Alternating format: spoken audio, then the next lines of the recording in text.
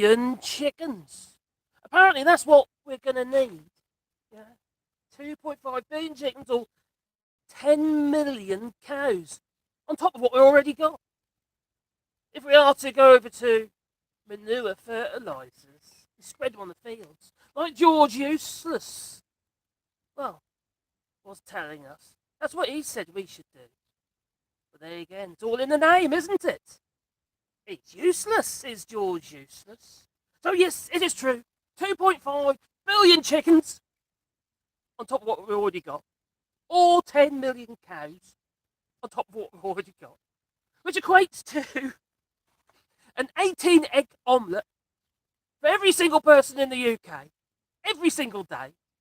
Or, or 5 pints of whole milk. Every single day. What can you say?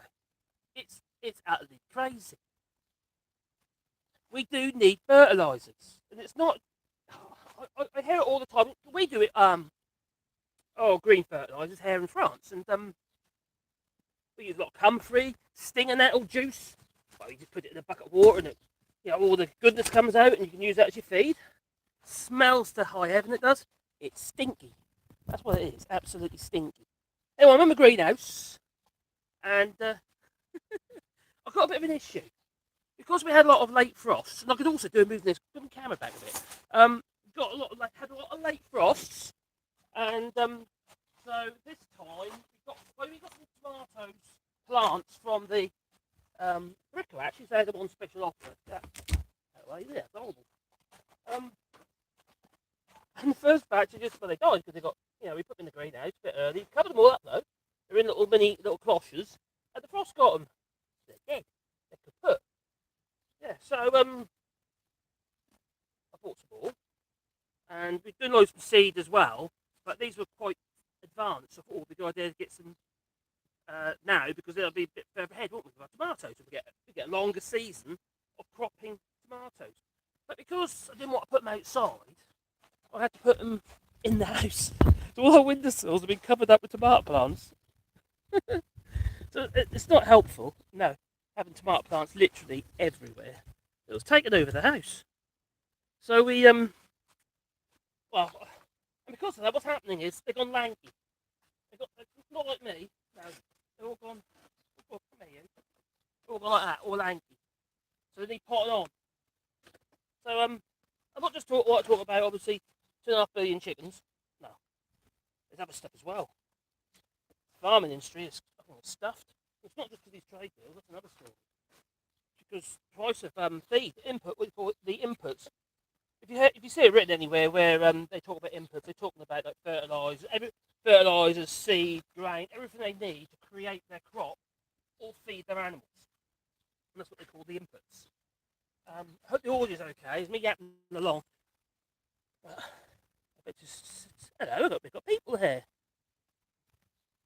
Oh, YouTube's not warning you of the streams. Oh, well, I haven't. Maybe because I've done too many. Maybe. I don't know if the picture's any better because I'm actually on a different phone this time. Yeah, I'm finding the picture's a bit wishy-washy sometimes. But this phone's a lot better. I don't know if it's better or not. It's still a bit pale. There's nothing I can do about it, though. There's no settings. But there you go. Hey-ho. But anyway, I hope it's okay. So what's we're going to do? We're going to pot these on. These tomatoes and talk about the scuppered farming industry. And it's not just the UK either. It's pretty much everywhere. Last year, Asia had a real problem regarding rice because of drought. They had a poor crop last year. Also, the United States is not looking too good regarding their crop. And there's lots of reasons for this. It's not just the drought, and it's not just the feed. It's not just the fertilisers. There's other stuff as well. It's about biodiversity as well. When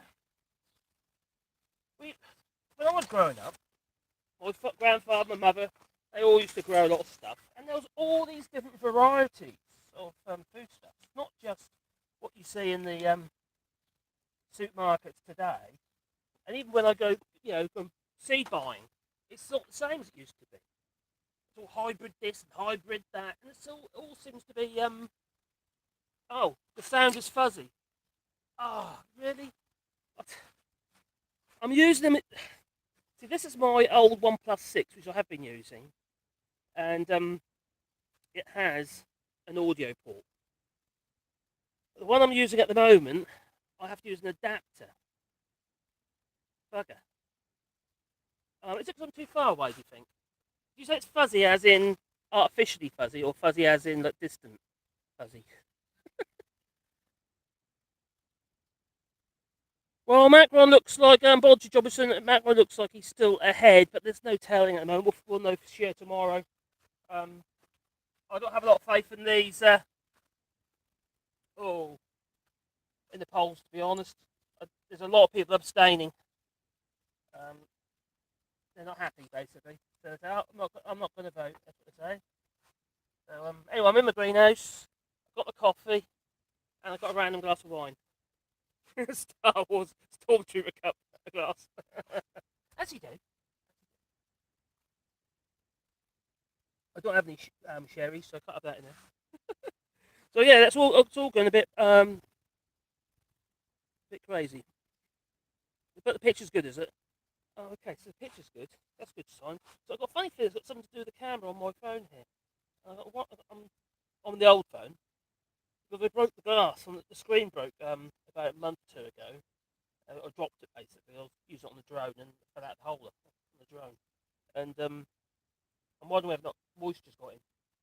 I might be wrong. I might be right. I don't know. But yeah, I was thinking about this yesterday and regarding the species of the varieties of crops that we used to have. And lo and behold, the Guardian actually wrote an article about this a while back. How old is this? Actually, no, this was yesterday. What's after that? Saying here, once there were hundreds of different types of corn, and now there's only just a few. And historically, it's well, where we are, and still the staple food is for 1.2 billion people in Latin America. Yeah, they eat a lot of corn, which is very high in sugar. It's really bad for you, corn. Corn on the cob, that's a different matter, isn't it? You take it straight off and get butter in the pan. Oh, it tastes so good, corn on the cob. Oh, but historically, it's spread around the world.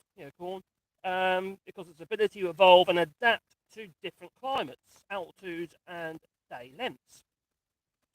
And people enjoyed purple, blue. Yeah, I've grown purple before. Purple, blue, black, orange, all these different varieties, and they all tasted a little bit different. Now, scientists in the 20th century then discovered they could take the locally adapted variety corn, the hybrids, and that, yeah, they'd be called heirlooms. Sorry, the heirlooms, heirloom varieties, and then make them more resistant to pests and diseases and drought, even.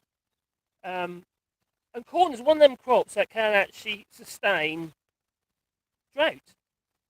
Whenever there's a threat of drought here in France, it's the one crop which the farmers here are advised to grow because of,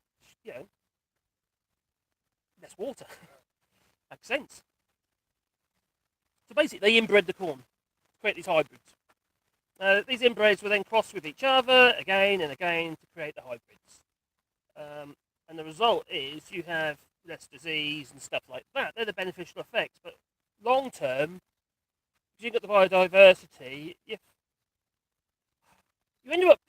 end up with the Boris Johnson of corn, deformed in the brain, insane in the brain. That's what he is. Food production losses due to climate are already happening.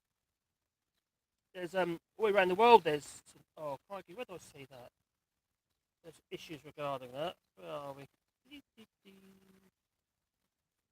So, the end is nigh. So yeah, so it might be one of the reasons why Boris Johnson is deciding that.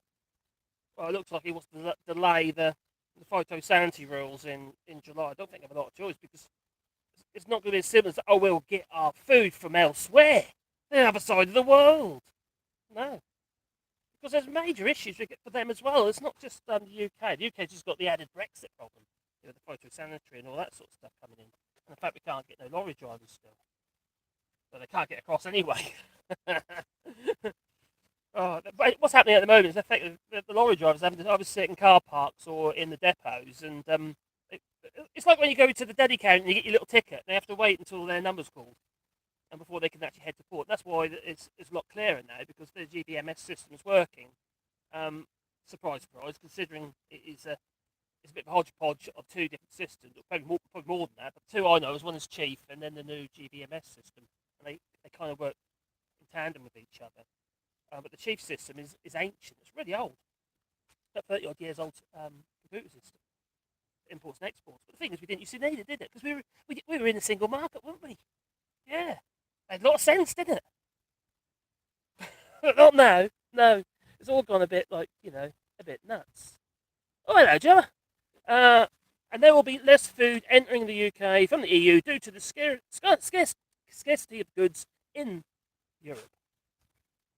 I've been saying this in my videos for how long? You're 100% right. Exactly how I say it anyway. And there are national recommendations to keep trade inside EU borders or affiliated markets. It's a bit like what's going on with Ukraine at the moment regarding their exports. Obviously, in the war, it doesn't help them, but also because of the war, had to license goods, anything leaving, food crops leaving the Ukraine that are getting harvested or will be harvested, can only be done by license because Vladimir Zelensky has basically said that it's we've got to feed our people first, and it's going exactly the same attitude as we're going to find from those in the EU. You know, what was it called? The European Union or something it's called, isn't it? Protectionist racket. The irony in it. The irony. Oh God, spare it. So yeah, there's the rice crops as well. So we've got this thing where, if you can't buy one thing, you buy another, don't you? Like for instance, I noticed that where people weren't buying the value sunflower oil, they're then heading for the other brands, the more proprietary brands, and now they're all gone, and now they're all buying olive oil. You have this like knock-on effect. So they might cheap pasta, sorry, dairy pasta, and now the premium pasta because that's all that's left. No, I was watching. It's actually one of the something he actually surprised me with quite a bit of stuff actually.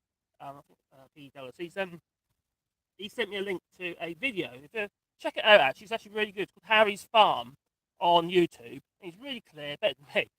But he's a farmer, so he would be. But he really explains the situation at the moment and how his farm is being suffering, how other farmers that he knows are also having problems. But he's very good.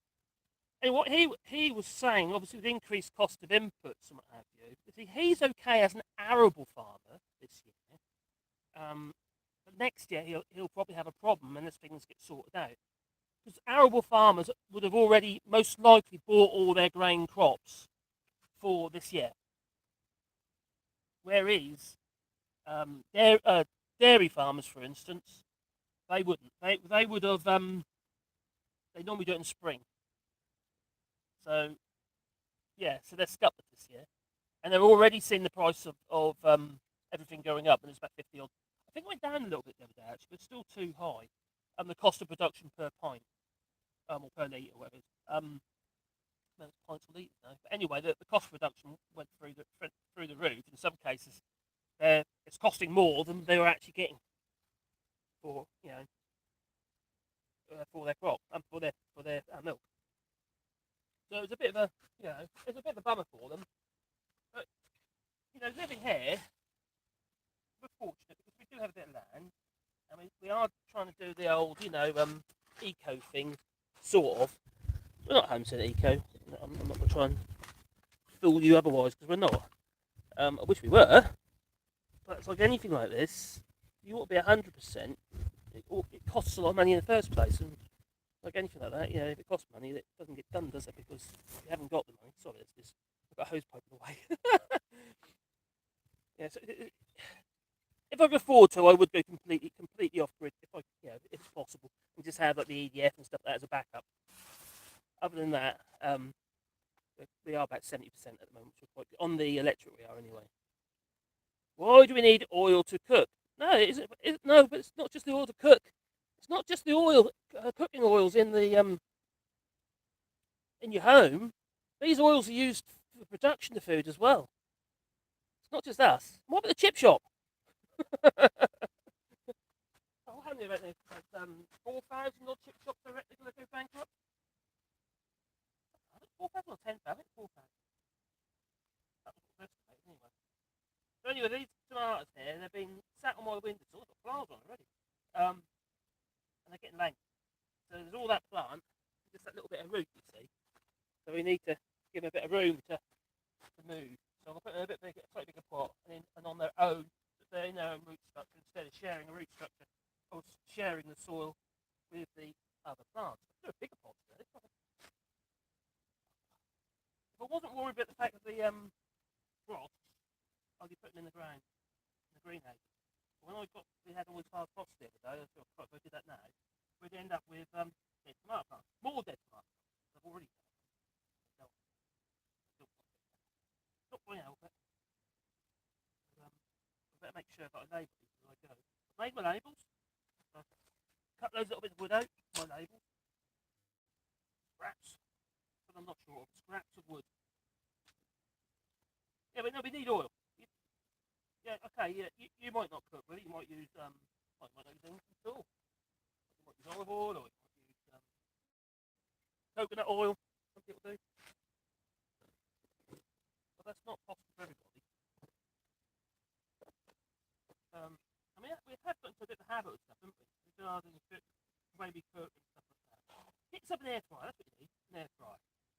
We've got one of those, really good. But even though, if you're going to use like frozen chips and what have you, you'll find that they do add oil to the frozen chips. Yeah, doing the upping into cardboard or whatever they do to the potato. There's definitely oil in it because when I put them in there, there's oil residue in the pan. So it's got to be oil added. There's not oil coming out of the potato. I don't think so. I might be wrong. It's a little bit nuts, really. Miles away there, aren't you? Walk back on. Yeah, that would be better. Good get it. I'll have to leave you on your own. Do. So, why do we need to cook? No. Even the heat can diminish the crops. Yeah, there's a lot of drought. And that's what the United States has. They had this really early drought, not drought, heat wave early this year, and the crops are suffering. Even in the UK, yeah, the rape, the rapeseed oil and what have you, that's really suffering this year. But they need fertiliser. They really actually need fertiliser because the soil's dead. How do you make cooking oil? Actually, I don't know. I imagine it would be distilled, crushed, wouldn't it? It's from the seed. Oh, I actually thought it might be from the part of the plant as well. I don't know if you've ever looked at a sunflower itself. Well, you split them down the middle, and inside they're all like soft and cushiony inside, like a duck down or something inside them. I thought maybe they feel really slippery, but apparently not. It's all from the seed. A lot of the stuff ends up in fodder as well for the cattle. Nothing goes to waste. Very little. I say the biggest waste is us. That's what shocks me when I see the amount of food that doesn't get eaten, especially with kids. The amount of parents as well. My kids are the same. For their kids, my grandchildren. Oh, they won't eat that, so they don't even try. No. I'd get the funnel. Force it down over my neck. Yes. You will eat this if you like it or not. But Daddy, hot chili. I know.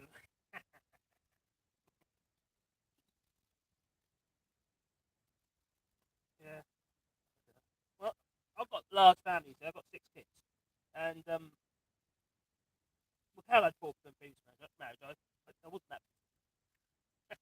She still got them, but they're not kids anymore. They're all grown up. So yeah.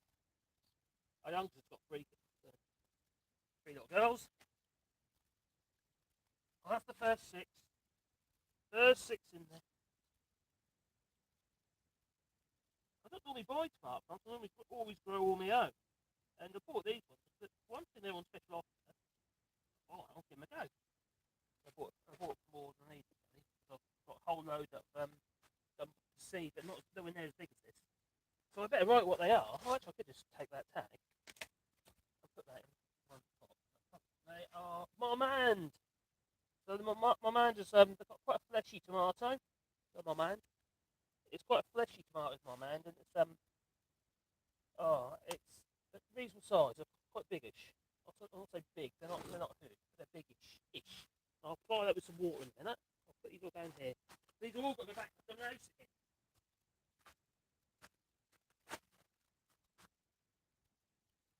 Yeah, it's all going a bit crazy.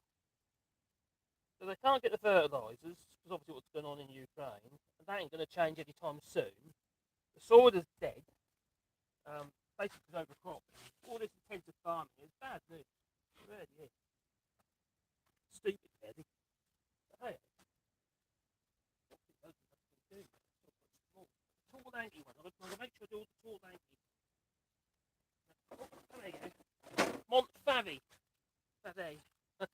See, that's all two. Look at the size of that. The problem is, because on the windowsill, they're all trying to grow towards the light.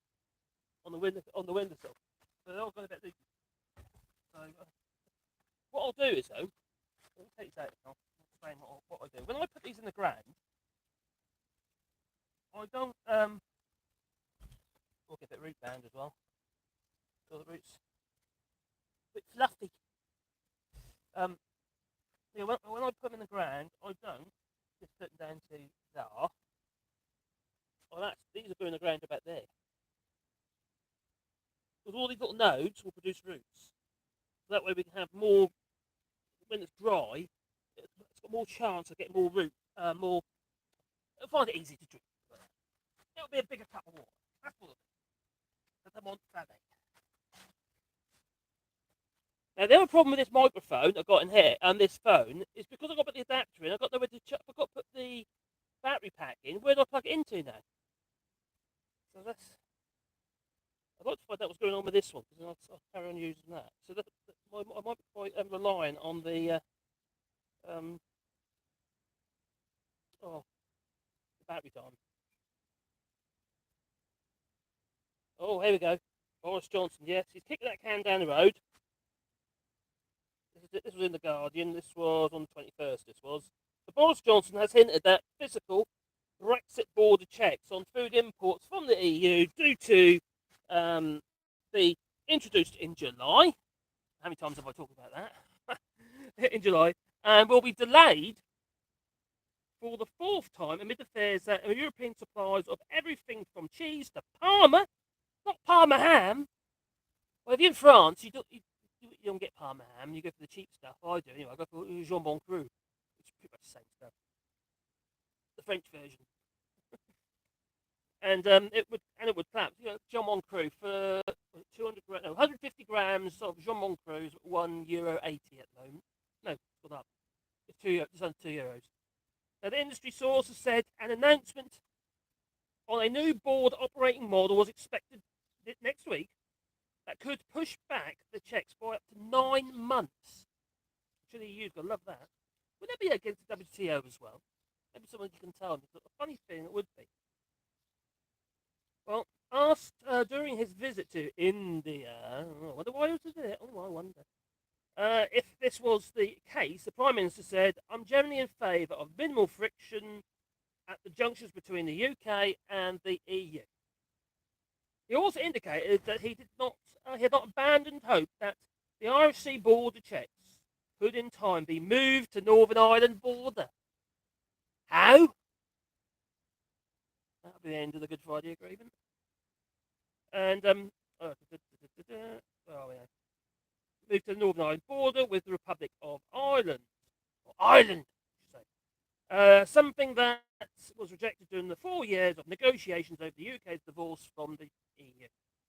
He says that new technology, remember Jacob Rees-Mogg, that's what he said, wasn't it? New technology, big scanners and they'll drive through at, 70 miles an hour through these scanners and these scanners will be so rapid. Yeah, I don't know exactly what you got in there. Whether it's a cheese roundel or an iPhone. It will know. I don't think so. It's technically it's possible, but when you've got mixed goods, that might be a bit awkward. Might be pre-registration and stuff as well, wouldn't it? I suppose. But there's nothing. Yeah, I know they put seals on the lorries and stuff like that. There's ways around all this stuff. Drugs. You might get some refugees. So he told reporters they did anyway.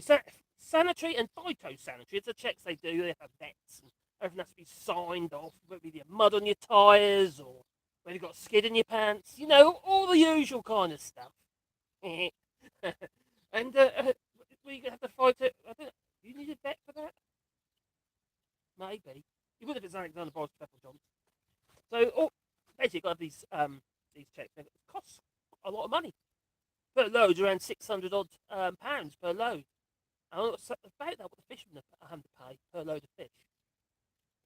Obviously, it's for the whole load, whole lorry. It's a lot of fish. It's obviously, but the cost gets pushed on, doesn't it?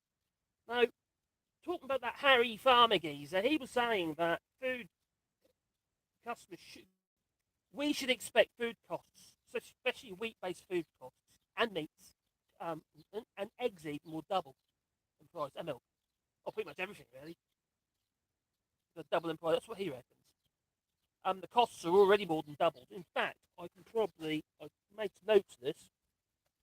I did that in my head, but I can't remember now.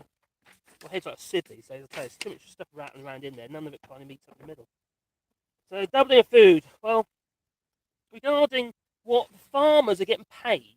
Remember, this is all relative. So the farmers are getting paid.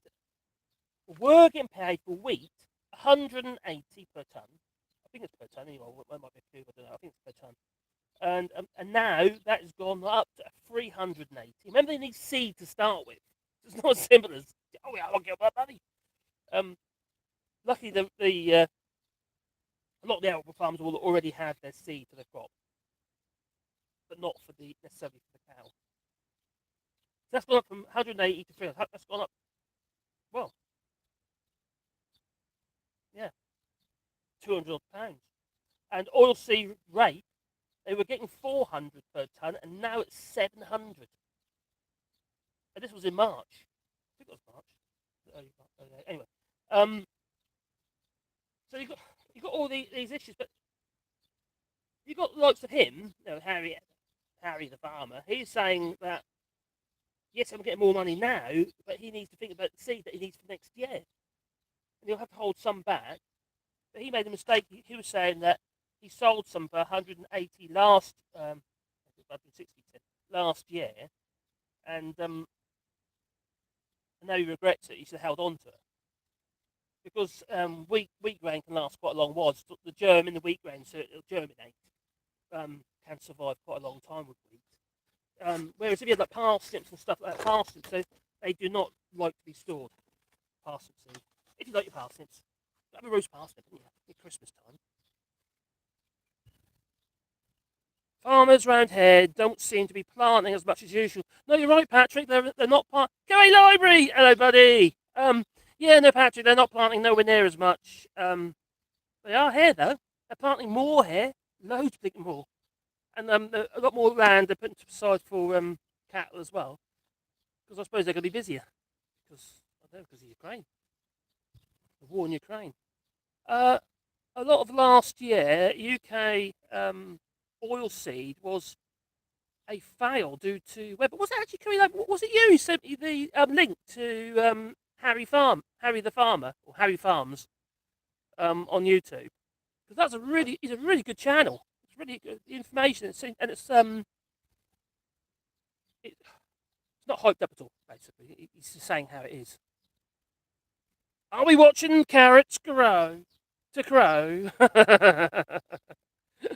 Oh dear. Greetings and salutations. Thank you very much for the vertigo. Too much paper and too much demand around here. Yeah, too much paperwork. Yeah, it's just going to push prices of everything up. It's administration, everything. It's just going to become more and more expensive. You've got the vehicle costs. You've got you can have a reduced green crops as well because of bioethanol. We've been pushed towards cheaper fuels, not eco fuels. In the United States, I don't know if you know that. No, they've already just upped their. Uh, they're adding more ethanol to their fuel now than what they used to. So there's going to be a higher demand on green crops, especially I suppose rapeseed oil would be used for that, wouldn't it? It would be all sorts of green crops, I suppose. Um, yeah, so that's going to create further shortages. That's obviously the US, but also here. Look at the UK. Was it last year they announced they'd adding the E10 or something, E10 fuel. I think it was last year, wasn't it? I think I did a video on it. Probably did. I'm pretty certain I did actually.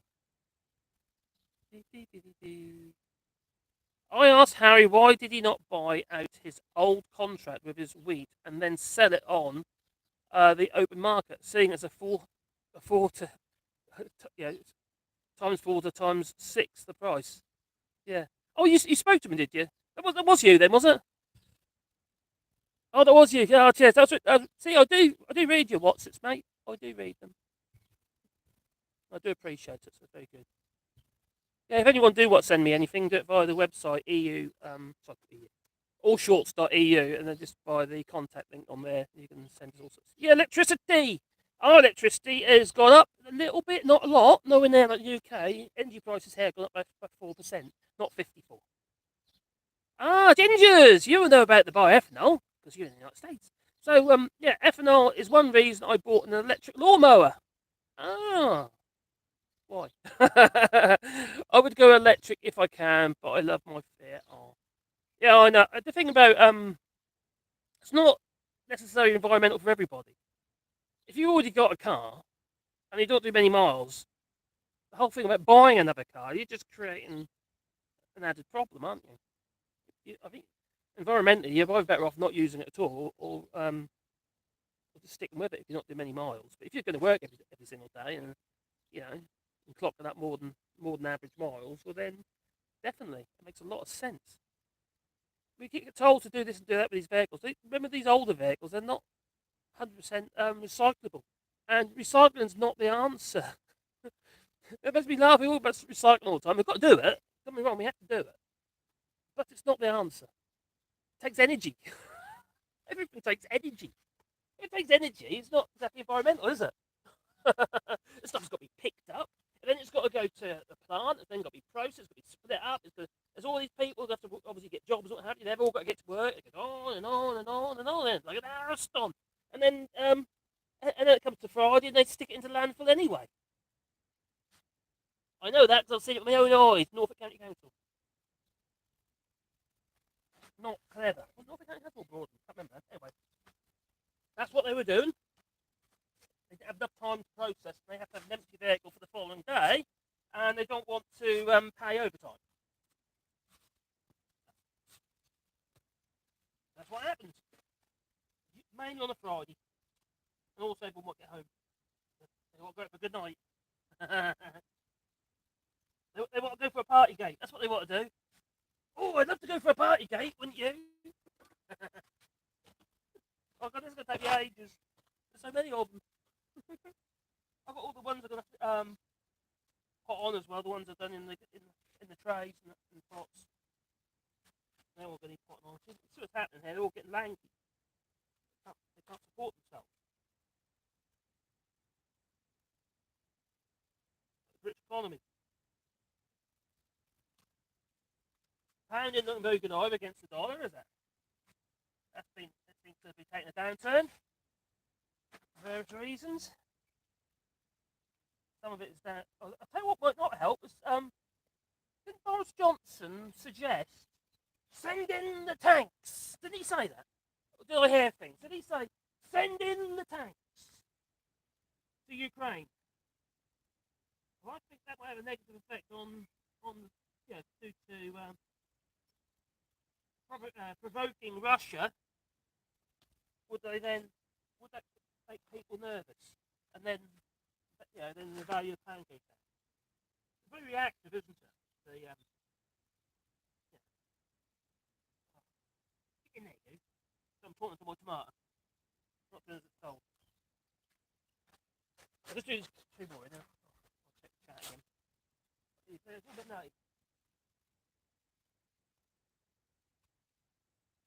you got Boris Johnson. He's saying all this stuff regarding being more lenient on arms exports to India, and then there's India being accused of supplying Russia with, as a proxy for all the big components for the flipping Russian military. How, there's something not quite right here. There's something definitely not right here. How does this stuff ever get passed? You'd have thought that a country would vet all this stuff and they would check and double check and they'd get all their ducks in a row, all their facts straight, and what have you. But not the UK, no, not at all. It's just madness, absolute madness. And we're supposed to take a blind eye to it all. That's another one done. There's another tray. Oh my god, it's limp. It's flaccid. Now, there you go. The label. Get the label. They were the Montpave. There you go. Well, that's made little labels then. I thought we're constantly writing labels at the moment. Okay, what are you saying?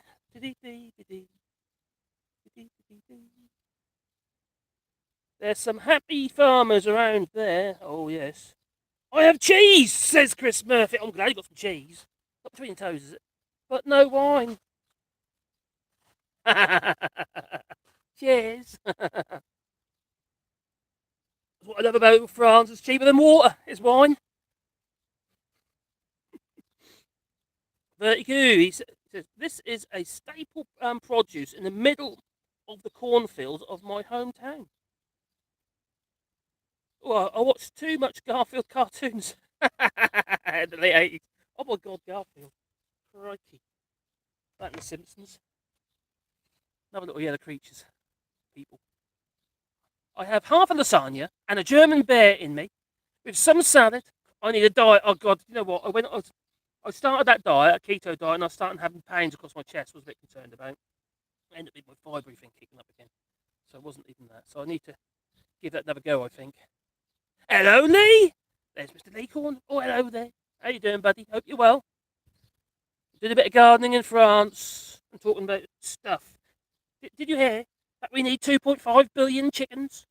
Oh, you might have heard from me if you listened earlier, but yeah, we need 2.5 billion chickens if we are going to have enough manure, as George Useless suggested. Yes, he suggested that we could just use green crops instead of manufactured fertilizers. That's great in the long term, but in the short term, it ain't going to work because you have to grow the stuff. But also, we'd have to, if we went the manure route, we would need 2.5 billion chickens or 10 million odd cows, which equates to every person in the UK having an 18 egg omelette every single day. Or if it was the cow scenario, it would be 5 litres, 5 pints of milk, whole milk that is, every single day. George Useless, you're an idiot. At the end of the day, you have to feed the people. And whether you like the methods or not, people still need to be fed. I know there's obviously a lot of argument regarding, go vegetarian, no meat for you, and then we'll have enough land. But it isn't just land, is it? That's not the problems we're seeing at the moment. It's all the other stuff. Although if you had more than enough land, you could leave land fallow, couldn't you? You could do the 3-year rotation if you had the land. But because it's all intensive farming now, and land has such a high value, they'd rather build houses on or something. Well, then they need to get the turnaround in the crops. So it's a bit of a nutty one it is. Here's a bear. Oh, he ain't got wine, but he's got bears, Chris. Google says E15 gasoline is sold as unleaded 88.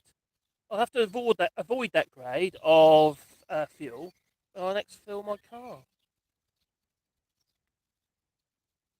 The E15. is it got a lot more ethanol in it. Crikey, how many cars are going to have burnt valves? That's what happens. Your valve seats go.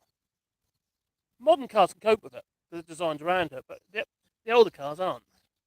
Not to that degree, anyway. What else we got here?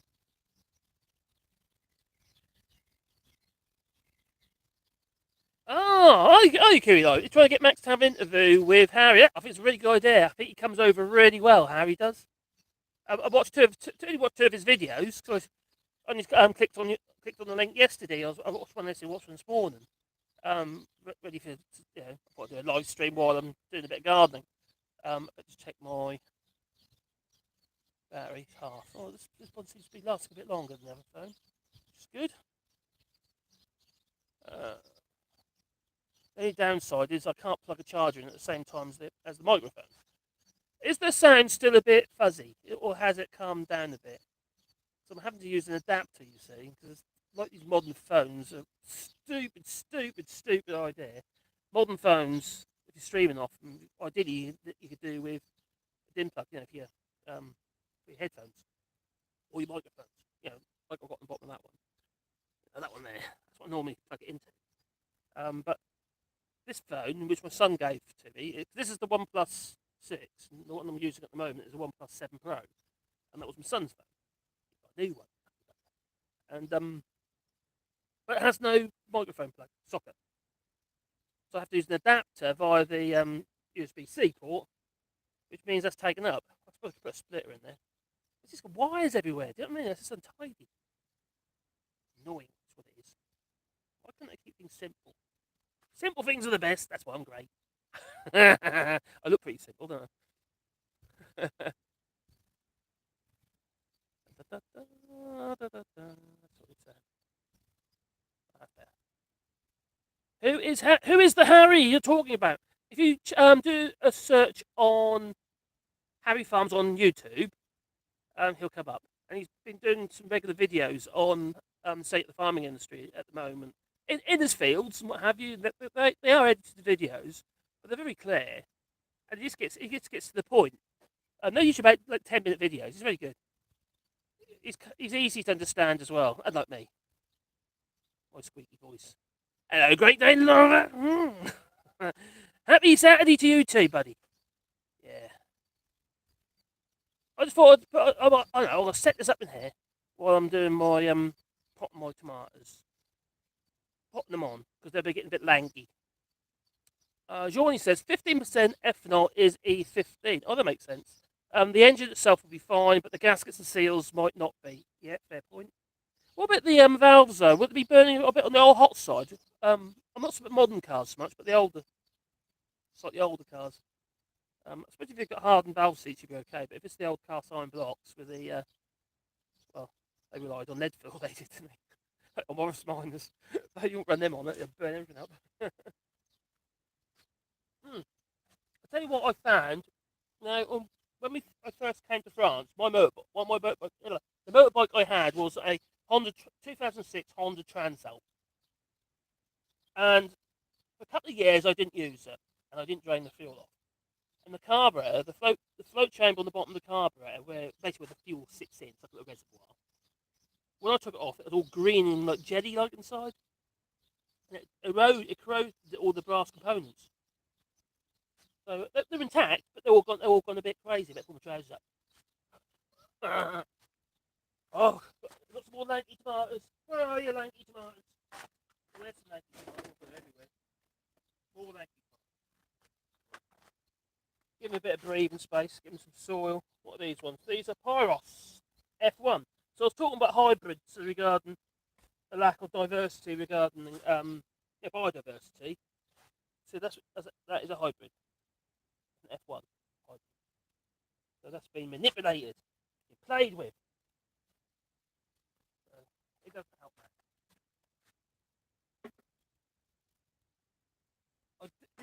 I absolutely love tomatoes, but I'm actually allergic to them. I'm allergic to the pruning of tomatoes. When I say pruning, when they're pinching out, what have you, I go in the greenhouse and I do all my thing. I get pinching all the little side shoots out and tidying them all up and getting rid of all excess green. And then I come out and covered in this yellow goo, and I'm scratching like you get those yellow. It's like dandelion pollen, but it's not. But you get all this powdery stuff all over you. It's horrible. It's really itchy. I come with a rash. But I do like tomatoes. They taste so good, especially at the greenhouse. You can't beat a homegrown tomato. You cannot get tomatoes in supermarkets that taste anything like what you get at the greenhouse. I've not yet, anyway. They've always got tough foreskins. I mean, skins. Oh, I do apologise. And they just seem to have the right acidity. Watery, that's it. No pots. Always hold the pots back. So yeah, it's all a bit crazy, isn't it? You go over there, you do.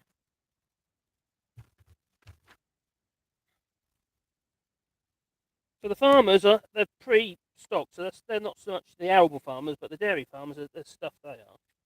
At the end of the day, they need the grain for their animals, their pigs and what have you, and they're still not managing to get them. Oh, well, the butchered, still not enough butchers. I don't know how many they're killed so far, but I know it's over 40,000 pigs have been slaughtered for no reason and incinerated. Which is nuts. No, the coffee. I'll put that over there. That's better. What else was going on? What else was I say? Oh yes, so yeah, so you've got a cliff edge approach. It's left exporters of fish and other fresh food in chaos with a lack of customs agents and veterinary staff to certify whether the produce complied with EU standards. But in the UK, post-Brexit checks on fresh food were not implemented for imports. It was being pushed back into 2020 and 2 occasions in 2021. Now, under the current border plan, the physical checks on meat were due to start in July the 1st, or on July the 1st, and dairy on the 1st of September. And all remaining food, including fish and composite foods, subject to checks from the 1st of November. Now, the government confirmed this timetable was under careful review, and amid concerns about the impact of household supplies, obviously they're going to use the war in Ukraine as a reason why. End of the day, if we were still a member of the European Union, we wouldn't need all this, would we? It's nuts. Now, including the result of Russia's illegal invasion of the Ukraine and the wider cost of living pressures. This is precisely because of Brexit that we're able to. Oh no! This is this pro forma government response. It's precisely because of Brexit that we are able to import controls regime, which is the best suited to our own needs," said the government spokesperson. If it wasn't for Brexit, you wouldn't have all this squid. You wouldn't have all this phytosanitary. You've only got it because of Brexit. You can't make this shit up. You really can't. These people are just moronic. The problem is, though, the public still listen. They do. I'm sorry, but they do. And then you got the response. What's the effect of all this? You've got people like myself who, well, we've stocked up. We have. We haven't panicked because we've been doing it for a long time. It's exactly a panic. We've always got food in our cupboards. We've always got bog roll. And we've always got stuff that we've grown previous years that we've preserved. Oh, the tray. Where's the tray? So we're okay. It's the stuff that you can't store. That's a real problem for us. But we'll be right. It's fine. But we've got a lot of people who deciding to do what their forefathers done and start stocking up on foodstuffs. But the problem is these days, it's not everyone's got the room, let alone the money, to do that. You've got cost of living increases and what have you. For instance, if oil, for instance, is going to get towards £5 a litre or something to do with that, for argument's sake, you have bought it at 150, it's a cost saving, isn't it? If you bought it a year before, because it's not going to go off, and as long as it don't freeze, it'll be fine. Having stuff in the cupboard, because from the previous year, if it's stuff that will keep it, obviously, when it makes sense. As long as you're not like, creating a load of waste. That's, I think, for me, that's one of my biggest bugbears is the amount of food that's wasted, not eaten. Put too much on the plates and all that sort of stuff, and then it just doesn't get eaten. How many of you have been to restaurants and they pile up your plate like that? And you feel, oh, I've got a really good value for money there, and you struggle to eat it, you end up leaving a load, and could have fed 2 other people. Oh God, there was a restaurant in Norwich that was terrible for that. One called Fatso's for arguments. That was like an American eat-out, American style burger restaurant. And they used to really pile your plates of curly fries and all sorts of stuff. The plates are huge. You really want to eat it all because you don't want to waste it. It tastes so good as well. So. I think I used to say, I would say it now. I'd say, well, God, that tastes like processed. Yeah, salty and bad.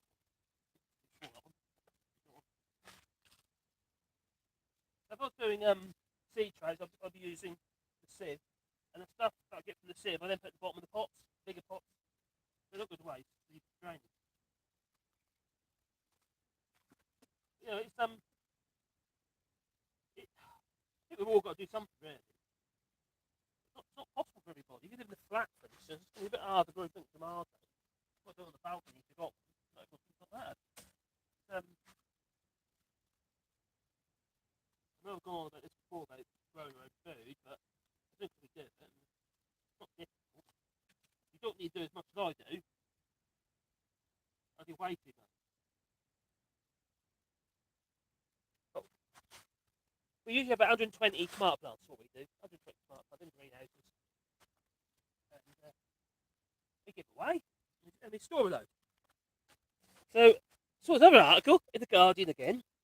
And it basically says, emergency planning, duck and cover. Well, everyone should prep. The Britain's stocking up for hard times, apparently. So whether it be COVID, Brexit, climate crisis, or the war in Ukraine, some are determined to be ready in case of the worst. Even before the pandemic, some people were stocking up on essential items such as food and toilet rolls. What is it about toilet rolls? I haven't quite got a grip of that one yet. I don't understand. I'm lost. Why toilet rolls?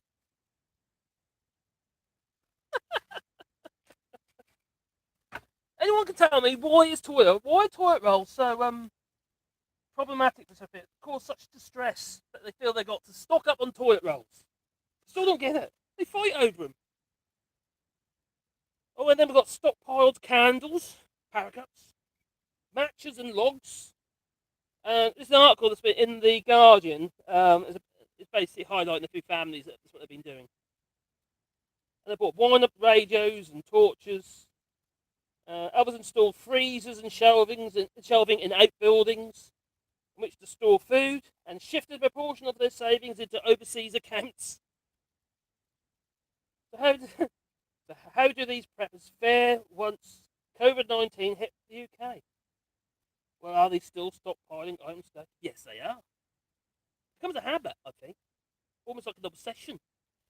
People have been looking over the garden fence, wouldn't they? Well, that's what they usually do. They're talking about the cars and say, my car's bigger than your car. Talk about my larder is bigger than your larder. Oh, that's also a car. Oh, it was. Who's had the larder? The little larder estate. A larder Eva? There's larder Eva, wasn't there? And what's the 4-wheel drive one? Viva or something? Larder Viva? I don't know. The 4-wheel drive one as well. Angie Stafford, she's a 41-year-old nurse practitioner from Leeds. She says, I started building a store of food after reading there will be problems with fresh goods coming into the UK in the event of a no-deal Brexit. Well, it was. And it wasn't finished yet, is it? And it started as not wanting to run out of things that my little ones like. At the time, it was specifically, olives, sun-dried tomatoes, tinned tomatoes to make spaghetti bolognese, all thought to be things potentially affected by Brexit. Okay. But it expanded to the most common foods as well as extra bottles of Calpol and household items. Having a stock of store cupboard ingredients come in handy when COVID hit. She says as a non-driver, a single parent and a nurse, I didn't have the time or all the means to keep going to the shops to look for sold out essentials. Now, when my son and I caught COVID last September, I didn't feel well enough to cook. Oh. So I had to order in tins of soup and other easy bits and pieces of, well, easy bits and pieces here. Okay. I now keep a stock of these things in a case of illness. I think given the potential volatility of just in time, remember that, delivery systems, the conflict in Ukraine, and the worsening climate emergency.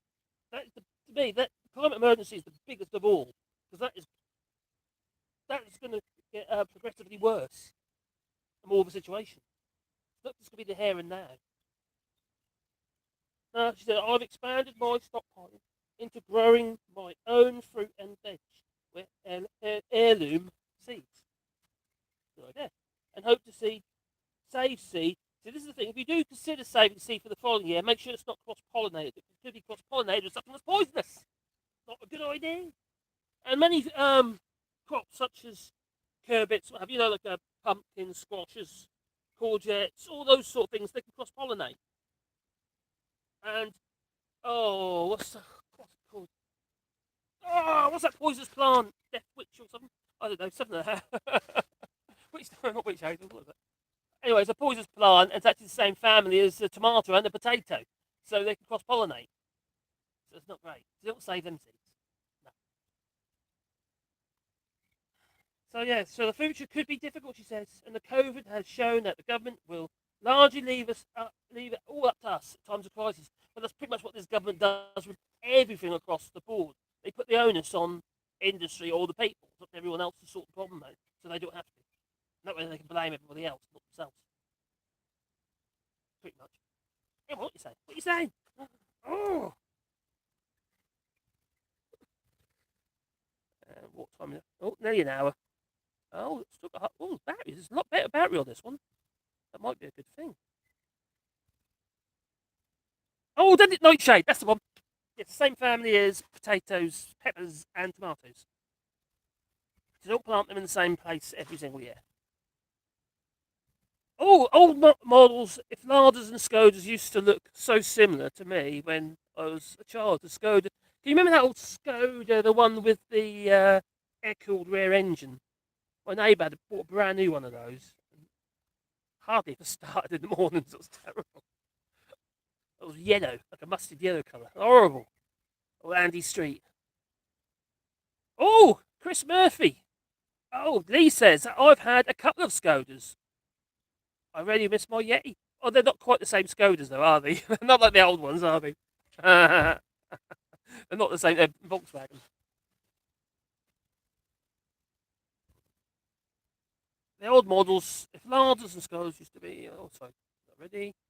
People who store excess amounts of resources will be targets. You actually 100% right there. Me and Cav were talking about this. So we've got all this food. What if there was a shortage of food? We'd have to put guns on turrets, keep the people out, get fences, dogs on patrol. No, they're not good. You'd be a target, wouldn't you? What about all these people with allotments in the UK? They used to have problems with, even now they have problems with allotments, having them fenced off and locked. These people steal the cabbage. Cause havoc. Would you steal a cabbage? Because if you're hungry, you might do. Cabbage soup.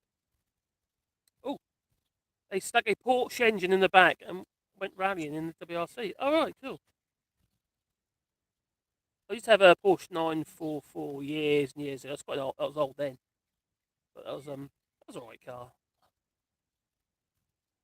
I tell you, one car I had years ago was the it was a Nissan Z3000. Z3000. Yeah, that thing was ridiculous.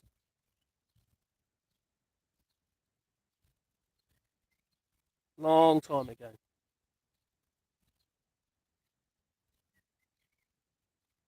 There was a chain in the 90s called the Fatty Arbuckles that used to serve massive, ridiculous options. Oh, really? I didn't know that one. I don't think we had one in Norwich. If we did, I didn't see it. I've just been there.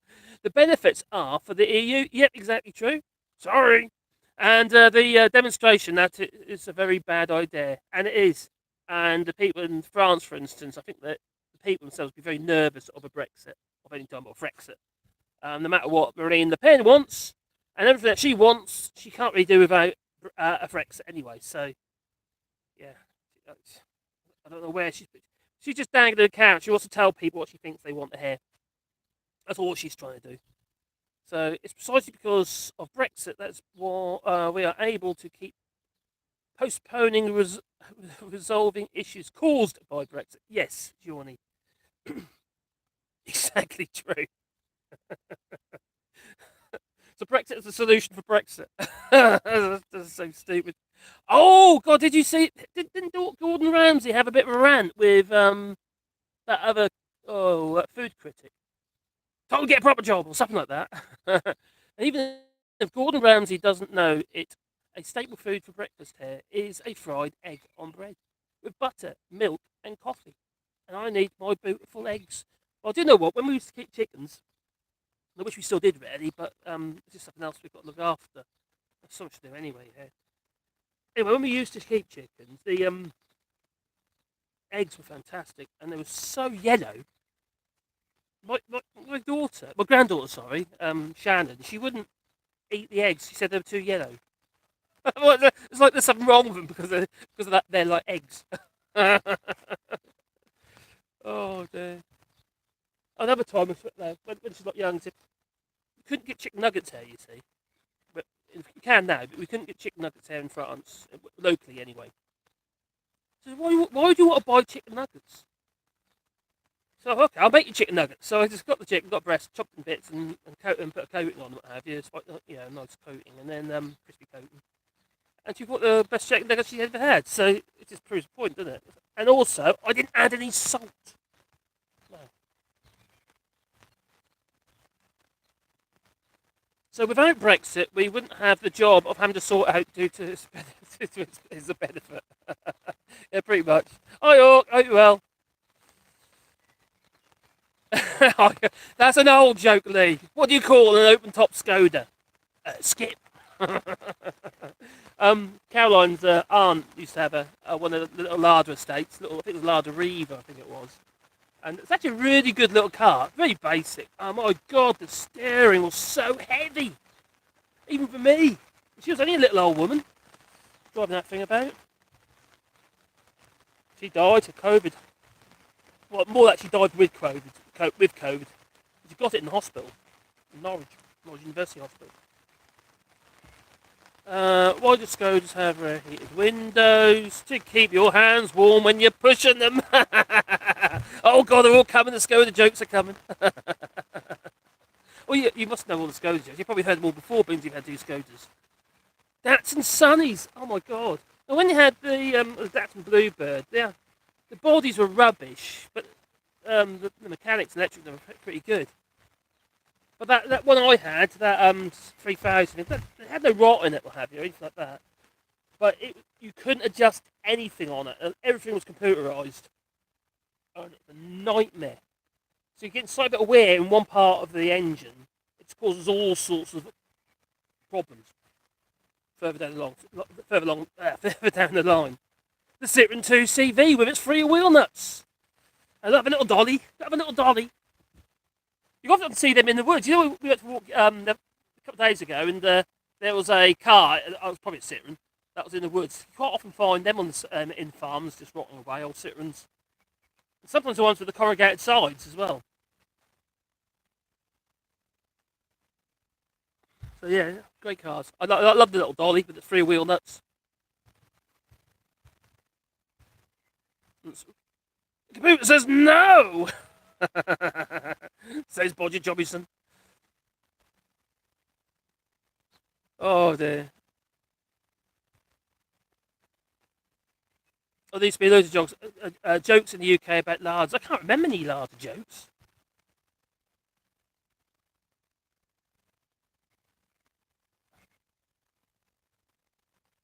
When you talk about the Yeti, I think of a microphone.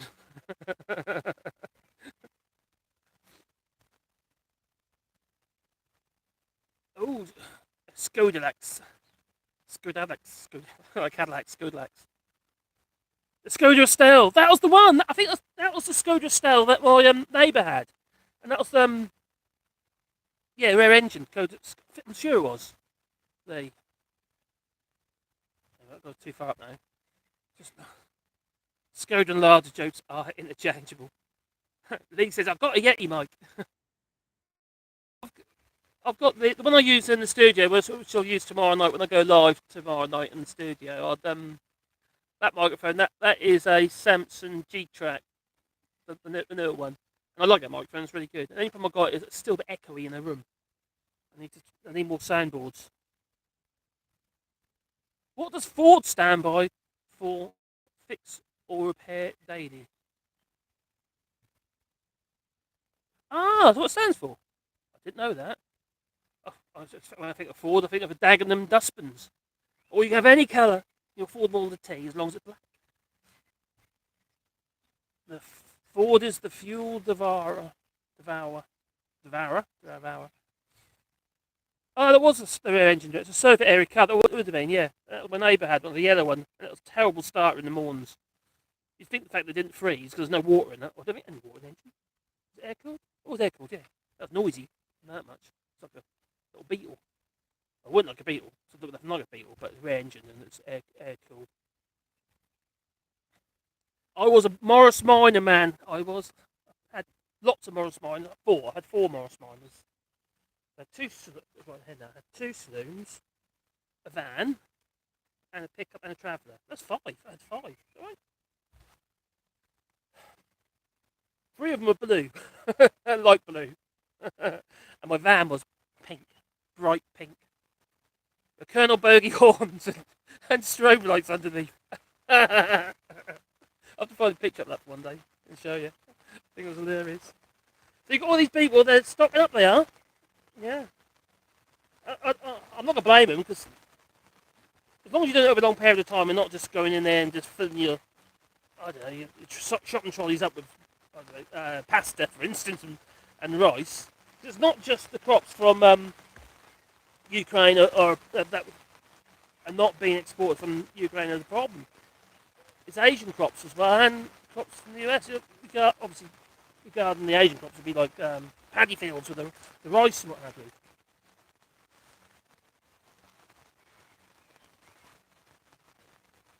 We're seeing quite a few shortages here. I don't know what it's like in the bigger towns, because I haven't looked, but and where we are, there's definitely shortages. Whereas before, everything was always stocked up. And literally, as the stuff come off the shelves, within a few hours, the shelves have been stocked up again. But not now. It's like there's big gaps. And mainly sunflower oil. I know I keep putting videos on about sunflower oil, but it kind of sets a precedent. It's like, this is what... It's the first thing to get affected. It's the sunflower oil. And so many industries are relying on sunflower oil. Not just foodstuffs. All sorts of stuff. But yeah, it's just from food production all the way through to lubrication. Oh. And I know you get coconut oil, but there's only so much coconut oil you can produce. Get you a lot of coconuts. Grow a lot of coconuts. And then you'll be buying... The thing about coconuts, that's a good point actually. Are coconuts ethically harvested? Or are they like the cacao, like the cocoa, and like coffee? I don't know actually. I really don't know.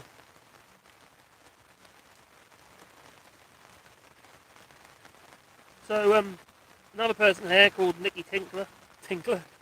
She said, I've always read a lot of post-apocalyptic books, and although I totally understand these are works of fiction, what I couldn't get out of my head was that What would happen at a society level if there was a pandemic? I started prepping. When swine flu happened, I also kept track of many epidemics, including Ebola, and rotating my 30-day food source. Ebola wasn't like COVID, though, in the sense that it was highly infectious, but had a very um, short gestation period. I think it was Ebola, wasn't it, one? Anyway, it's got a short gestation period. So you knew if you got it, you could isolate much faster. You hadn't infected a load of other people. So it didn't spread like COVID. I'm rotating my 30-day food source. That's what we do. If we have excess or anything and we bought something to top up what we're taking, we always put new stuff at the back of the pile. Probably pretty much. Oh, hang on. No, cheaper. Oh, well, hang on. 2 years 15. Where are we? Pretty much everyone in Essex drives a Ford. But last year there was an oil at 130, and now I went into Lidl's. I put a little video about that. It was 2.79 for sunflower oil. That's like, that was 150 for sunflower. I don't know about Colza. I can't remember what Coles. Coles used to be 130 a litre. I didn't see. There wasn't any there to see. So.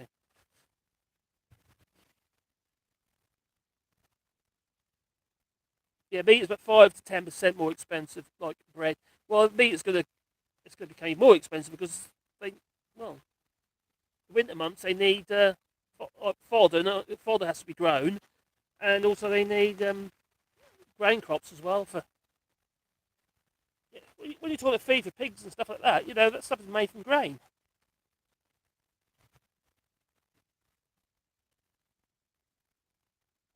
Tesco's already started, Lee. That was in the Guardian. I think it's on there. Yeah, Tesco's to ration cooking oil purchases as the war in Ukraine hikes up food prices. Now, Tesco's has become the latest supermarket to ration cooking oil as the Russian-Ukraine war chokes off the flow of sunflower oil to the UK food industry. Further raising the cost of popular items, such as crisps and chips. Now, most of the UK's sunflower oil comes from Ukraine. And the war has a devastating impact on its availability, as exports ground to a halt. The firm's left scrabbling to source other vegetable oils, while the price of cooking oil in the shops has gone up to about 20% higher than a year ago. Well, for us, if it's 2.79, that's more than 20%, isn't it? From 150. Now, Tesco's has introduced a buying limit of 3 bottles. So you only have 3 bottles at the moment of cooking oil on the entire range of cooking oil, not just sunflower oils. So that'd be the mixed oils and that as well, I suppose, fry oils, any cooking oils. What about cooking fats, like the lard or the vegetable blocks and stuff like that you can get, or dripping? Some dripping. Who remembers beef dripping?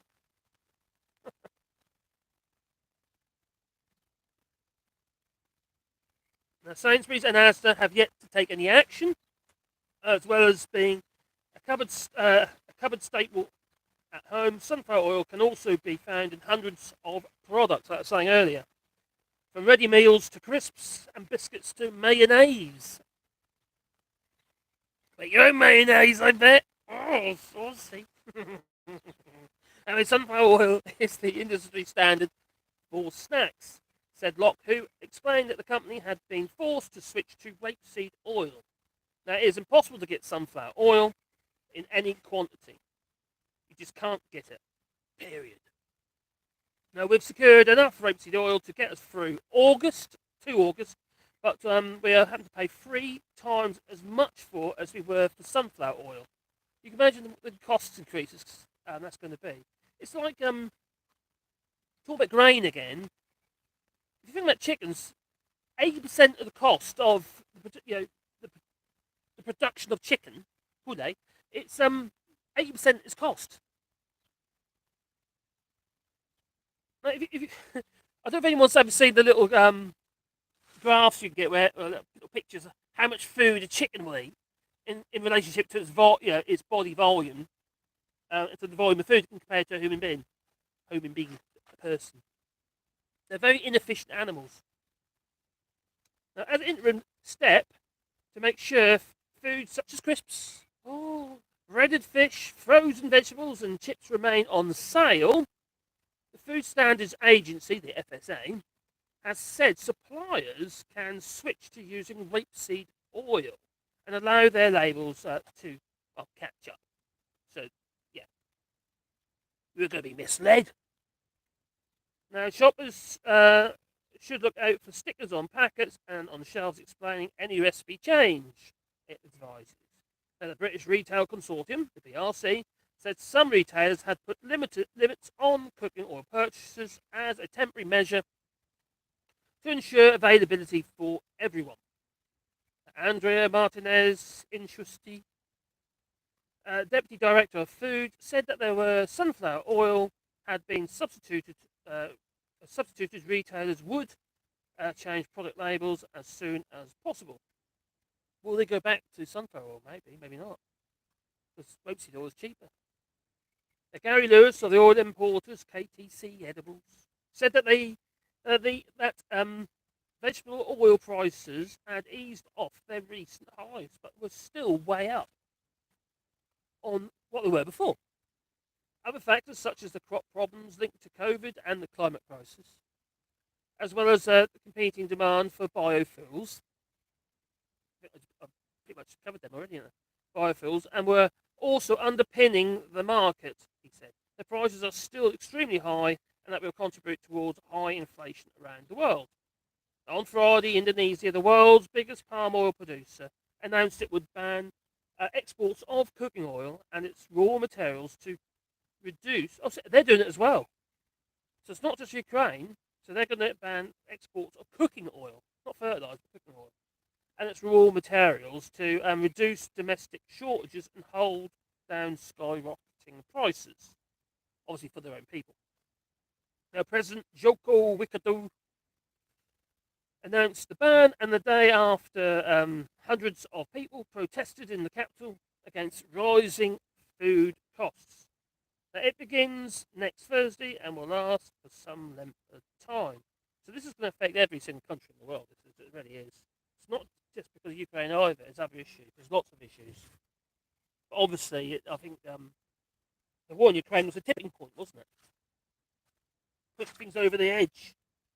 Now, unlike the UK, EU farmers, they've got £500 million or £500 million euros of support from the EU. That was announced this year. What's George Eustace doing? Well, he's just saying, well, you need to use poop on your fields. They need to go around Kent and clean it all up. That's what they need to do. Gather all those little bags of poop and the bottles of urine. Woo! Yeah. And also, they need to divert the CSOs from the sewage plants onto the fields. But it'll be full of pathogens. They'll all get E. coli. Maybe. Oh, Jammy Dodgers will be the new form of currency. Maybe. You won't be able to grow them, though. Grow them? What do you grow them? You won't be able to grow the grain. The price of the biscuit is going through the roof. I don't even notice. Some packets of biscuits, what they've done is they've actually put less in. Even here. To be honest, it's not like there's loads of sunflower oil in the shops to be able to buy in bulk anyway. No. Oh, today I got a new Bus Aspen environmentally friendly petrol. Normally the price of 5 litres was €22. Now had to pay $28.95. Oh, crikey. See, this is all about cost of living again, isn't it? And when people are already to the bone, in the sense, what they have come in, they've got a deficit, what comes in is, less than what goes out. That's not very helpful, is it, for people? It's always the poor that gets hit, isn't it? It's quite awful. Portugal is importing animal feed from Brazil, Argentina, South Africa, and the USA, and not just for the internal market, but also to Spain. Oh, that's interesting, Joe. But they're going to have the same problems. It's going to be around the world, this is. It'll be a knock-on effect. And what happened is, you might be getting it now, Joe, to Portugal, but unless they're willing to pay more money for. If you're in business, you're not gonna keep your prices down, are you? Just to satisfy. You're gonna say, well, no, they're gonna pay more money. Sorry, this time we're not gonna sell it to you. We're gonna sell it to them because they're paying 20% more. It's more profit margin.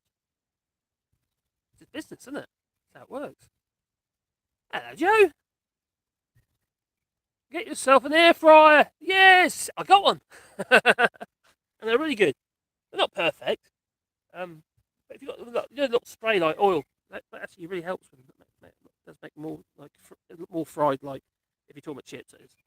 But we use it for reheat and stuff, and also it uses a lot less energy because it's heating up straight away, pretty much within seconds. Unlike an oven takes several minutes to heat up, so you're wasting all that energy just to get the space in the oven warm or hot, 150, 180 degrees, whatever you're baking at, and then you put your food in for 10 minutes or 15 minutes or whatever it might be. But it's actually been on for half an hour, 45 minutes, just because you've got to heat it up. And then you've got all that wasted energy. And also, in the summer, you've heat this blooming hot box up, and you put dissipating all that heat into your kitchen when it's boiling hot already. So air fryer's a really good idea. You're right, Joe. I'm sold on ours. If it went wrong, I'd definitely buy another one. And we've got the little Ninja one. Which is, I think I'll pay 150 euros for it. Yeah, it was 150 euros on Amazon. Really good thing. These are the kinds of times when it is nice to have a large, versatile home market. Yes, and a garden, a big garden like I've got. I'm lucky in some ways, but you have to work it.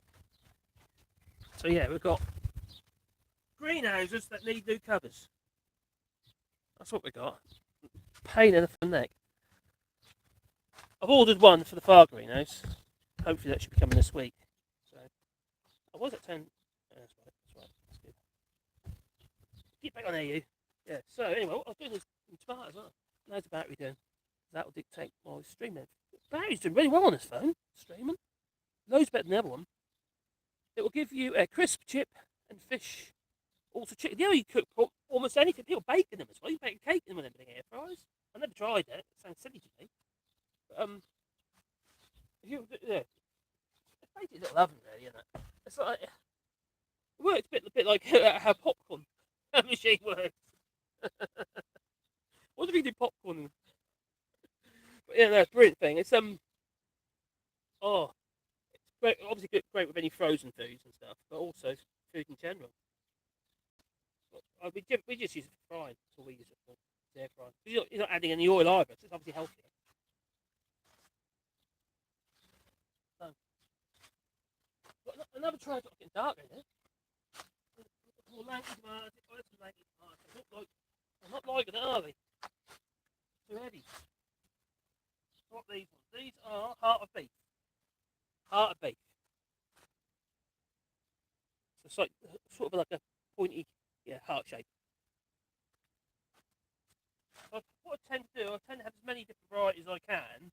And you get if there's one variety that is more resilient than another, I put that in between the ones that aren't resilient to get less crossover of viruses or any other conditions. Big fruits, big long fruits apparently. On that one.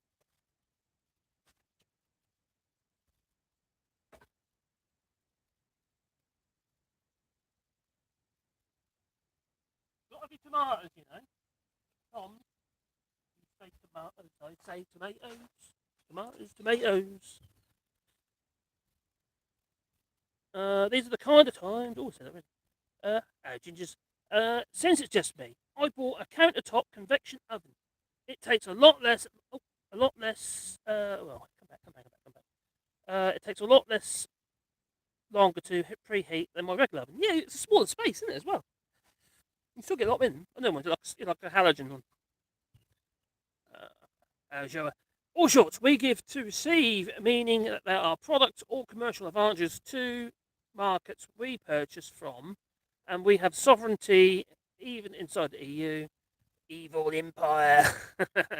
Now, we use wild canes to hold your tomatoes. Yes, quite often I use, well, we've got bamboo here anyway. So yeah, we've got a whole load of bamboo up there, got bamboo up there. And that stuff, it takes over. Yeah, see, we hack that back and we use the canes. But the thing is, yeah, I'm going to find to do something. I won't give them the ground. Normally, in France, the rule is you don't plant your tomatoes out until the first full moon in May. And it's usually basically the end of May. So I've got a little while to wait. So I'll probably I don't want to put them out because I just lose them all. I have a tower air fryer. Ah, cool. Bloody marvellous. And use a lot less electricity. They do bodger. Bodgy Jobison. They use a hell of a lot less electricity because they're on for less. If we do French fries in ours, it takes 10 minutes in the air fryer, but there's no heat up time. So obviously, if it's a chip fryer, there's heat up time. And it's not covered in living oil. And if you use oven chips, well, you can heat your oven up. Got to heat your oven up. And if you don't heat your oven up, they'll be all soggy and horrible. Don't have soggy horrible chips. No, they're horrible chips. Soggy horrible chips. So, that pesky old Vladimir Putin. Won't bring everything up, isn't he? Ruin it for everybody.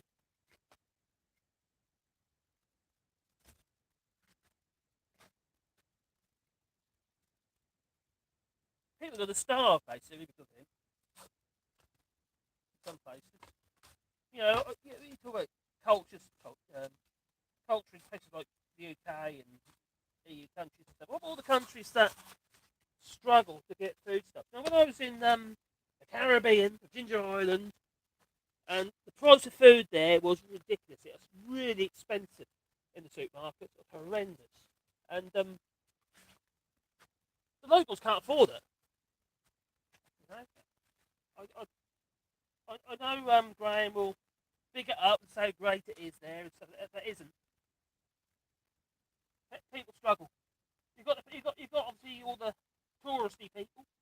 You know, they do bring a lot of money in, obviously, but they bring a lot of money in. But the people are getting paid pence. Look at Ishmael getting paid fucking all. That did bug me a bit.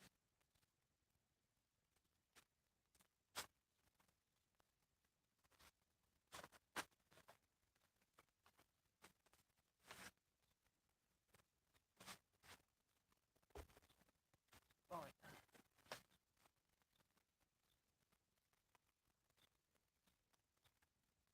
Yeah. So it's going to be all those places that already got expensive food and low income.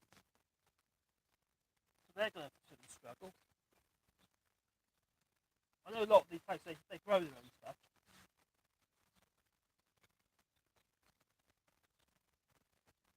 They can only eat so many plantains. It's raining again. It's always raining. We had some really lovely weather here in France, and now the last couple of days it's been wet, horrible.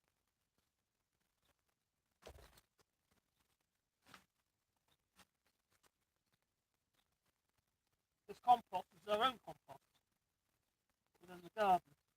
I bought some that 2 bags I bought this year, compost and all. But this is all basically from our big compost heap. You sieve it, put it in bags, cells. It's like a potting on and stuff. But seed stuff we tend to use. We have to sterilise the compost.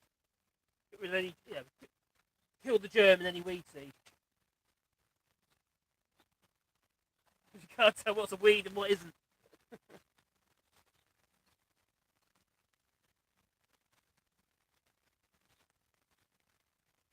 Very annoying. I'm going to put all these back in the house.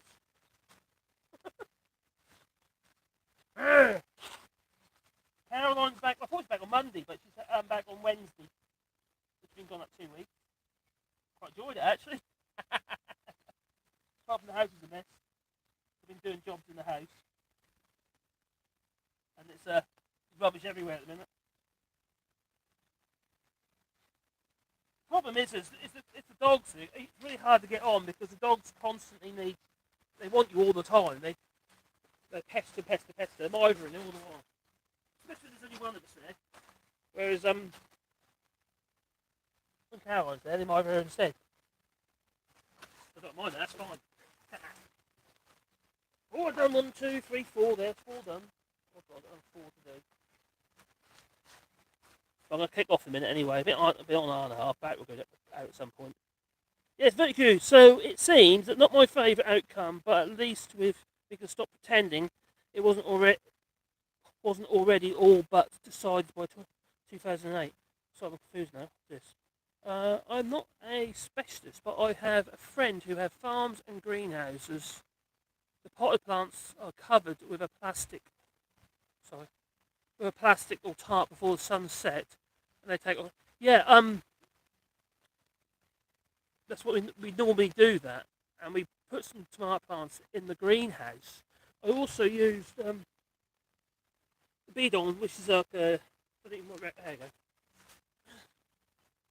Some of you might recognise one of these. I want to see a petroleum. I've clear ones of these. What I do is I cut the bottoms out. That becomes a cloche. I had that on top of the tomatoes, as well as them in the greenhouse, and every single one of them got killed by the frost. The frost was so hard this year. I don't want to take the risks. It might be right now, but I just don't want to take the risk. There's not like, more upstairs. There's 1, 2, that's 12, 24, 48 tomato plants here, and then I've got another 12 in the house. I don't really want to destroy all that or risk destroying them. So, but that is basically what we used to do. Raw food stuff with green stuff, like tomatoes and that. But some crops are fine. They don't mind the frosts, lettuces and stuff like that. Don't mind at all. If it's warm enough to germinate, you can grow a lettuce. Even the will support it eventually. So NATO, it is. I was hoping for some kind of European thing, but it won't happen. So NATO. I see. Yeah, that's what you mean, the EU army? They still talk about it, isn't there? But it's not really an army. It's just a collaboration like NATO, isn't it? So my favourite outcome, but not least. Okay, stop that one. I think English people are the English upper class. Did the Irish in the 1800s, e.g., left us the starter? Also done this to the people of India. Was it 8 million people? Something was it 8 million people in India because of him, Churchill, who basically died of starvation. So I can see him do it to the UK. I don't think we've seen starvation in the UK because people eat too much food anyway. So if we shared a bit more, we might be right. I eat too much. I grow it, so it's quite bad. But we all eat too much, I think, and don't move enough. Paul, no one told me I needed to wait for a full moon. How? How? Yeah, that's a French way. That's what they do. They do it from by the Luna, by the moon. Quite cool. I think so, anyway. What are these ones? I'm on stuff there. Roma over there. We usually grow quite a few Roma. Like I say, I've just got a few to get us going. For these ones, I think I might leave them a bit longer. They're bigger anyway. I'll do the big ones first. And that's Roma. And you often use Roma for sun-dried tomatoes. Usually Roma. And I've got a big dryer.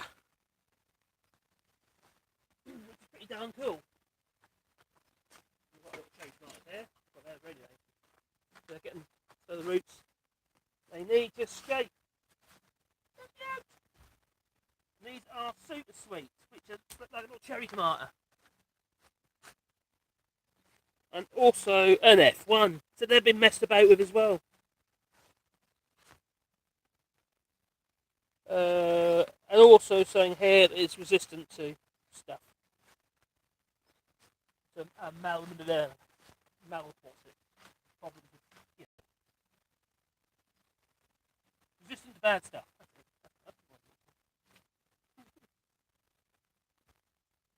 I need water. We'll get some water. Oh, that one. That one's broke off. Oh, that one in the car. That'll still grow. I might look, oh God, what happened to that? Oh no. But I'll just see this little shoot come up here. That'll become the new plant. So I won't get rid of it. Pot on.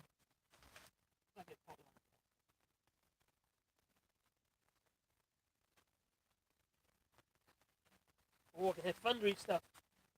I need to walk dogs as well. Driving.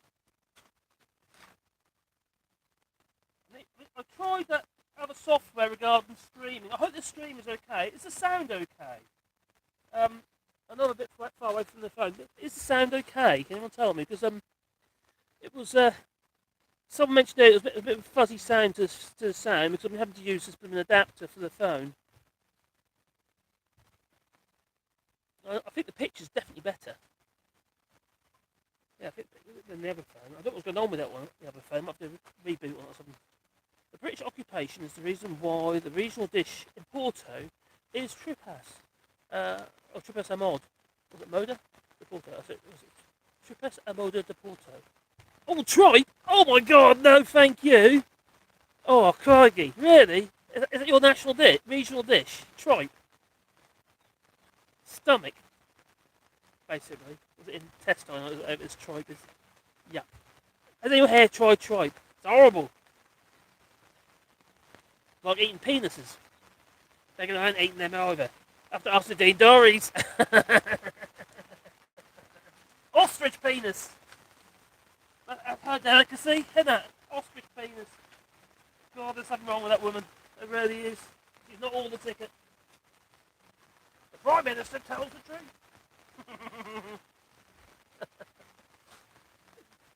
Oh, dude. I hope that one will be alright still. Just shoot inside, Like I say, when these go in the ground, I'll plant them up right up to there, about halfway up the clump. And that will become, well, it will shoot more, it'll have more roots. God, now rain's coming down now. I imagine you can hear it. I'm using my Rode Micro microphone, which is a directional microphone. It's supposed to cut out like the side noise and stuff. But the microphone I normally use for this, if I'm not using my walkabout, I think the walkabout microphone might have been better actually, because I keep moving. Eat a nice dobrado with I can't even say that. Oh, is that a bean? Linguita. I can't even say it. Oh, the sound is sort of okay when you're nearby, but pretty bad when you go, oh. So maybe this is an option then. Bugger.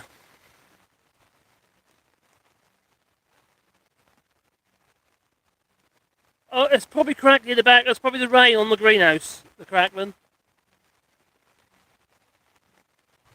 Sounds okay. I'll play this back later and have a listen. So I'll know if it's the noise or where. It might be better with a walkabout microphone. Yeah, but radio mic. I'm just trying to get it sorted out because you only go to the dog walks and what have you. I want to really get that. I think it's quite a nice idea, the dog walks. But I really want to get that the quality up. That first one I did, although I quite enjoyed doing it, it was the actual quality after. It got so broken and pixelated, it was really bad. That was no good at all. It wasn't the internet. That's the thing. It was I think it was laggy because of processing power. That's why I've used this other phone. It's more powerful. It's got less stuff on it as well.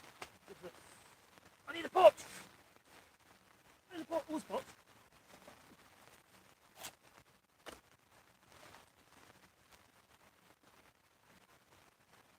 Come on, it's going to be coming out my ears. That potatoes. That's what my ears. So, that done, and that one was super sweet. I'll put it in there, so I know what it is.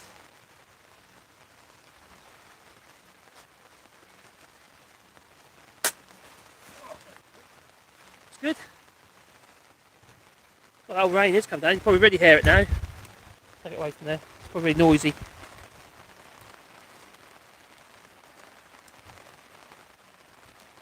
Iceland, Norway, Denmark, Estonia, Latvia and Lithuania are all there already, so Finland and Sweden should be okay. I hope so. That is a worry, isn't it? Oh, he's threatening, isn't he? He's threatening to, threatening Well, he hasn't said what, has he? But we fairly have a good idea.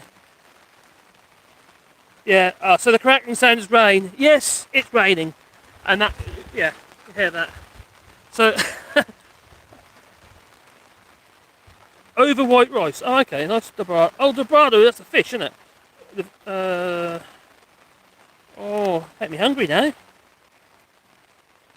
So if I'm saying about hair, yeah? Alright, so I'm going to do a sound check. Sound check, sound check. The rain in Spain falls mainly on the plain. 1, 2, 3, 4. Bill and Ben, the far pop men, they went to bed together. Bill said to Ben, "Flobber, lobber, lobber, lobber, lob." Ben replied, "If you really loved me, you would have swallowed that." Oh, okay. I know you probably heard the rain on the roof there. So hopefully that was sound okay-ish. Yeah, so I think it's just raining all night and half the morning here. Oh, is it, Joe? Oh, chorizo. Are you trying to teach me Portuguese? I struggle with French. As you said, it's pouring down.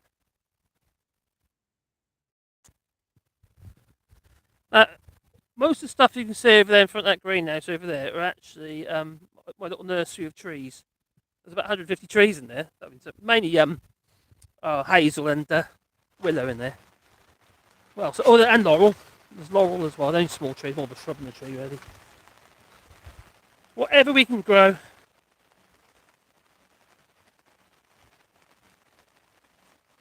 The rain.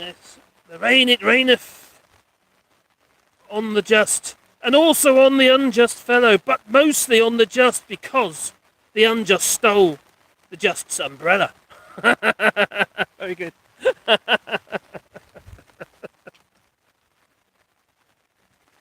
Anyway, I kind of got a bit off track and off point, and I'm going to have to call it in because my battery is, well, it's not too bad. It's nearly gone, but it's getting there. Yeah, I think I'm going to have to go as well.